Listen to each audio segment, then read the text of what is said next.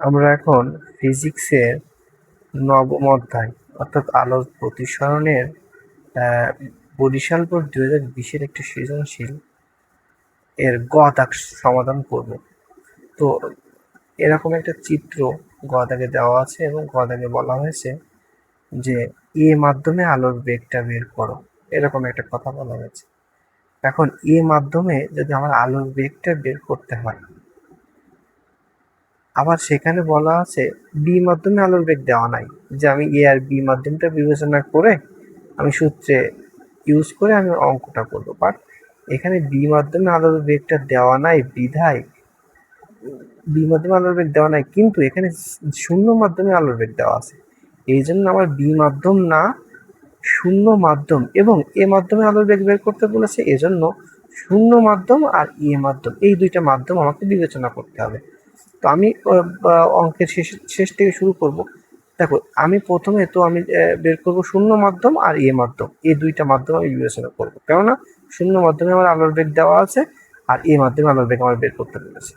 এই জন্য আমি শূন্য মাধ্যমের সাপেক্ষে এ মাধ্যমের প্রতিসরণাঙ্ক আমরা জানি শূন্য এন এ, এটা আমরা জানি শূন্য মাধ্যমের সাপেক্ষে এ মাধ্যমের প্রতিসরণাঙ্ক হবে।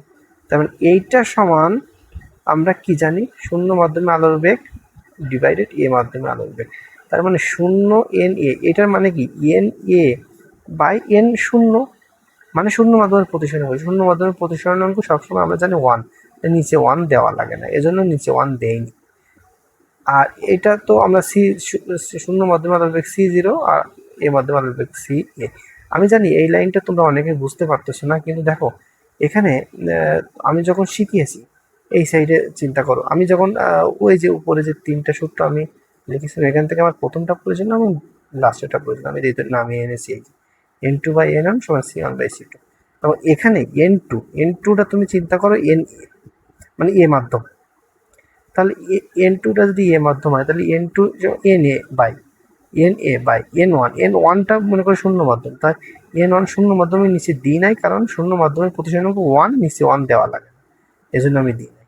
এখন তারপরে এখানে কি আছে C1, আমি এখানে 1টা কি শূন্য মাধ্যম, তাহলে শূন্য মাধ্যমে আলোর বেগ, আর 2টা কি মানে এ মাধ্যমে আলোর বেগ, সেটাই সূত্রটা অ্যাপ্লাই করেছি, করে আমি এখান থেকে সি এর মানটা বের করেছি। সি এর মানটা বের করলে আমার C0/N এ হবে। C0 মানে আমার প্রশ্নে দেওয়াই আছে ডিরেক্টলি, কিন্তু এন এর মানটা দেওয়া নেই আমার প্রশ্নে, আমার এন বির মানটা দেওয়া আছে, মানে বি মাধ্যমের প্রতিসরণ অঙ্কটা দেওয়া আছে, এন এ মাধ্যমের প্রতিসরণ অঙ্কটা আমার দেওয়া নাই। এই জন্য এই এন এর মানটা বের করার জন্যই আমরা উপরে এটা এইটুক করে আসবো। এতটুক আমি জানিস তোমরা সবাই পারবা, এতটুক বহুবার করেছি এই নিয়মের অঙ্ক তোমাদের।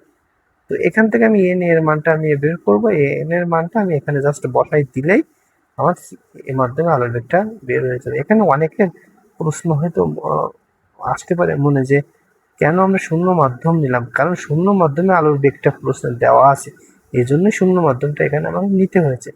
আর বি মাধ্যমে আলোর বেগটা যদি দেওয়া থাকতো তাহলে আমরা কখনোই কিন্তু শূন্য মাধ্যমটা ইউজ করতাম না, আমরা বি মাধ্যমটা ব্যবহার করতাম, কিন্তু শুধুমাত্র বি মাধ্যমে আলোর বেগটা দেওয়া নাই, এই জন্য আমরা বি এখানে ইউজ করতেছি না, আমরা এখানে শূন্য মাধ্যমটা ব্যবহার করতেছি। বুঝতে পেরেছো সবাই?